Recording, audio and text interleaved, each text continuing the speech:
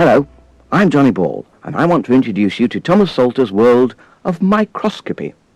It's a big word, microscopy, but that's just as well, because it has to cover an enormous subject. Just think how vast our world is, and think of the huge variety of things in and on this planet Earth. Well, your new two-way microscope has the ability to magnify small samples of almost anything you can find on Earth, and in so doing, enlarge your view of the world by 50 or 100 or even 200 or 300 times, so that you can examine the crystal structure of rocks or sand or precious stones, or particles of mud and clay, the surface structure of metals or the fibres that wood is made of. You can examine grass and leaves and flowers on the pollen which will help produce next year's flowers, the delicate formation in insects' wings and feathers, spiders' legs and the webs they weave, or the great variety of particles that make up human beings, hair, fingernails, outer layers of skin, drops of blood, internal tissue. Blech. There is literally no end to the things you'll be able to enlarge and examine closely with your new scientific instrument. This is all great, but why do it? Well, man is the most inquisitive of all species on Earth, and it is this desire to understand every detail of the world about us that has caused us to develop so much further than other creatures. Albert Einstein once said, "The most incomprehensible thing about the Earth is that we can comprehend it." You'll comprehend the world much more when you see it under the microscope.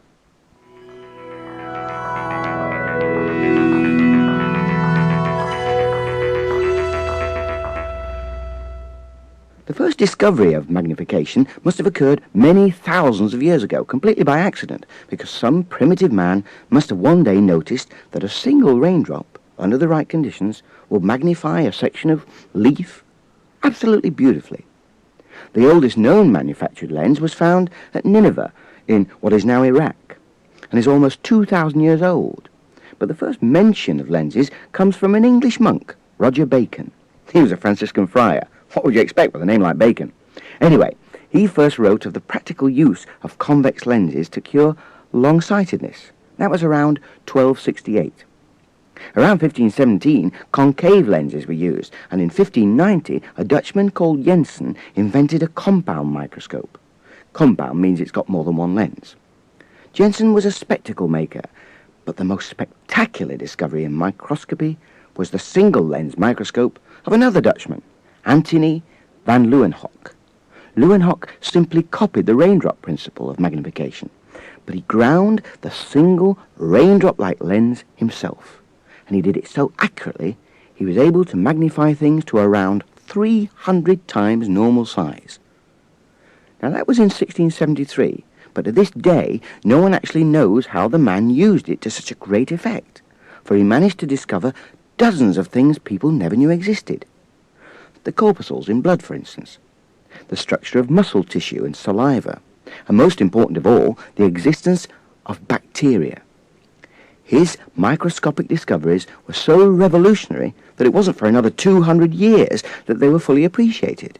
It was then that Louis Pasteur discovered that the control or removal of bacteria could prevent literally dozens of diseases. Today, of course, microscopes are used in every field of science. And now it's your turn. Your turn to discover for yourself the fascinating world under the microscope. Under your microscope. Take it out of the box, if you haven't done so already, and I'll try to explain a few things about it. At the same time, I should get out the instruction manual, as that has diagrams and instructions in much more detail than I can give you here. Do read the manual and follow the experiments through in order. That way you'll understand just what is happening much more easily. Now, about the microscope. First of all, it'll need batteries. Thomas Salter couldn't supply these as they deteriorated. They are left in storage for too long. For the same reason, don't leave your batteries in for too long when you're not using the microscope, okay? Oh, hang on, you still haven't got the batteries in the thing. You need two 1.5 volt HP7s, or in the USA, two 1.5 volt AA batteries, right? Now there's a diagram on page 3 which shows how the top of the microscope opens. First, press with your thumb just above the switch, and the cover should lift up. You may need to lever it gently to release the catch at the front. Then it will swivel sideways. Now, put your finger under the switch section and slide the whole switch unit up and out. Hold the microscope down with the other hand while you're doing this. Insert the 2 batteries, right way around mind you, check that it works and that the bulbs are secure, and then slide the switch unit back in carefully and reclose the top. Now you're ready to go. Your microscope is a 2-way microscope. You know what that means? Now, it doesn't mean you can look through it from both ends. It means that the object being viewed can be lit from above or below, and that's very important in microscopy. In your kit, you'll find a graticule. A what? Well, it's a transparent plastic slide with Thomas Salter Toys and Sports printed on it in black letters, and a set of numbered squares and a measuring scale as well. This is used to locate and even measure some of the smaller specimens you'll be examining. Right? Set the microscope to 50 times magnification and place the slide on the viewing stage so that some of the printing is directly over the hole in the stage, perhaps the numbered squares. Now raise the stage until it is almost touching the upper light bulb. Switch on the upper light bulb and looking through the microscope with one eye. Actually, it's impossible to look through it too, but here's the point to watch. When using the microscope, you're supposed to keep both eyes open. This will seem strange at first, but you'll soon get used to it, and this helps to eliminate the possibility of eye strain. To help your eyes readjust after looking at something through the microscope, it's always advisable to look at several objects at different distances away. Okay? Right. Look through the scope and gradually lower the stage until the print comes into focus. You may have to adjust the direction of the upper light so that it shines on the right spot. What do you see? Well, first you'll notice that you can see every scratch and blemish on the slide, but also you should see some numbers and squares. But what do you notice about them? They're upside down, aren't they? That is because your microscope reverses all the images in the process of magnifying them, and that is something else you will get used to very quickly. Right, now look again. This time, describe the numbers you see. For instance, are the numbers white or black? They're white on a black background, whereas when viewed directly, the print is black and the slide is transparent. Okay, now switch on the lower bulb. Adjust the mirror so that the light is reflected up through the hole in the stage, and have another look at the slide. This time the print is black and the slide transparent as you would expect. Now here's the explanation for all that. Your eye only sees things if light is reflected from the thing directly into your eye.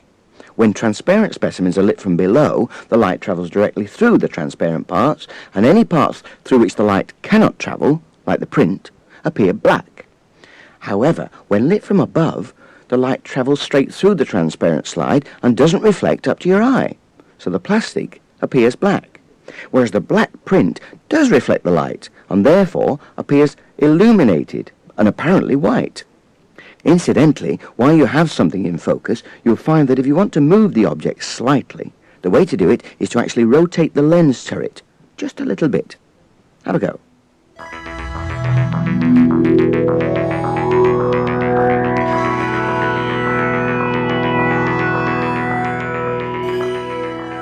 Okay, now you're using your microscope. But what about all the other equipment in your kit? Well, the manual will explain how everything is used as and when you come to it, but perhaps I ought to mention the scalpel. Now, scalpels are sharp. They're supposed to be in order to cut things, but sharp things need care, so do remember, no fooling around with it, and when you're not using it, keep it in its place so that the cutting edge is not exposed. Similarly with the dissecting needle. You'll need it time and time again to separate and divide specimens, so be careful with that as well. Keep it in its place. Have a look at the other things in the kit, the forceps, bottles and slides, and then find 2 things. First, a small piece from a black and white newspaper picture, and a small piece from a colour magazine picture. Switch me off while you're looking, and don't worry, I'll still be here when you get back.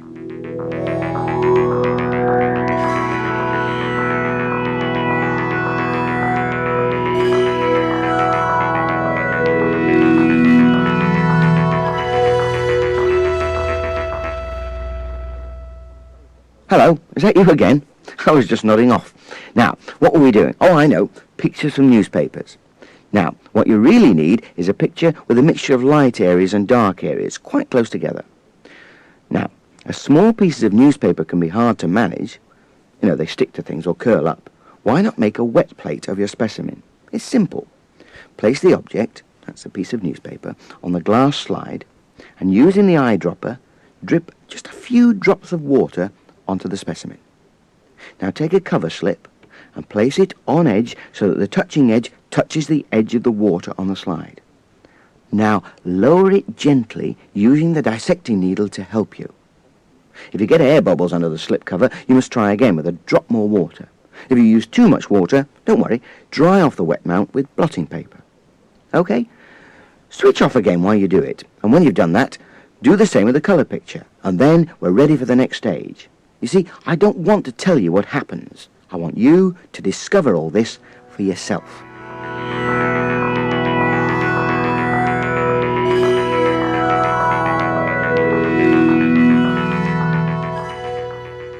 Okay, have you prepared your wet mounts of newspaper pictures? You sure? Because I really want you to see this for yourself. Right, now place the black and white slide on the viewing stage, and using either top or bottom lighting, have a look at the picture. Get it into focus, and what do you see?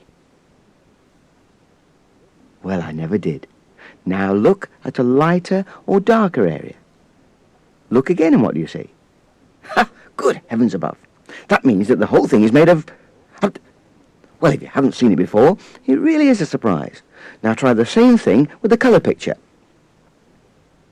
This time, when you compare areas, you'll see that the whole area is full of... Well, it's full of them. And when the colour changes, well, it's actually done by gradually changing first a few, and then more and more of the... Look, you are observing this while I'm talking, aren't you? Well, if you're not, go and do it now. You don't know what you're missing. Oh, before I go, and let's face it, once you get going on your microscope, you won't want me chuntering on. When you really start examining just about anything that takes your fancy, just remember this. Microscopes are used in all branches of science, and what you are seeing under your microscope may have been first discovered in exactly the same way by a scientist not very long ago. And as more things are being discovered every day these days than have ever been discovered before, you could just be seeing something for the very first time ever. In any case, whatever you choose to look at, I guarantee it'll be a real eye-opener. So eyes down, look in, and may I wish you magnificent luck. Bye.